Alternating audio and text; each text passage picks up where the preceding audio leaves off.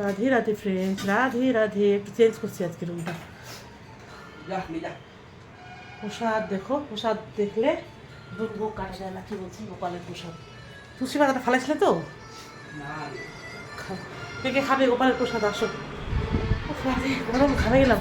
ওইদিকে সবজি দিচ্ছে, ঠিক করতে হবে, রান্না করতে হবে। একটু ডিম সিদ্ধ করে রাখলাম, 4টা ডিম, আর 2টা আড়াইটা খেলাম আমরা সিদ্ধ ডিম। পাঁপড় ভাজা অনেক করেছি, পাঁপড় ভাজা করছি অনেকদিন পর। দেখো সবজি টবজি দিয়ে এগুলো ঠিকঠাক করতে হবে। শুকনো লঙ্কা, কাঁচা লঙ্কা, পেঁপে নাকি দিছে, কাঁচা আম, এগুলো পিপিতে ভরাবো। এই যে ভিতরে আবার পাঁপড় আছে বড় বড়, ভেঙে যাচ্ছে দেখাতে দেখাতে। এই যে বড় বড় করে ভাসছে। এই যে এখানেও আছে পাঁপড়, অনেকগুলো ভেজে রাখছে, অনেকদিন ধরে খাইনি। চা খেলাম, ডিম সিদ্ধ এগুলো সব খেলাম। আচ্ছা, গোপালের প্রসাদ খাবো।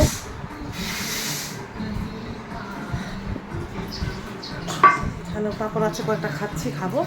আর এখানে ডিম সিদ্ধ করে রাখছি। এখানে পেঁয়াজ ভাজে, রসুন ভাজে, শুকনো লঙ্কা, কাঁচা লঙ্কা ভেজে দিব, আর একটু তেল দিব, লবণ দেওয়া হয়ে গেছে। আর এখানে লচা, গোলমরিচ চা সত্যি গাছে ছিল, খাওয়া হয়ে গেছে। বাতাসা কুড়ে পেয়েছিলাম অনেকগুলো, ওগুলো খাওয়া হয়ে গেছে। খাও, আম খাও, শুরু করে দাও।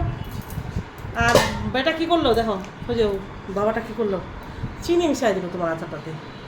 কী আচার বলে, রাজস্থানের বন্ধু দিয়েছে, খুব টেস্টি।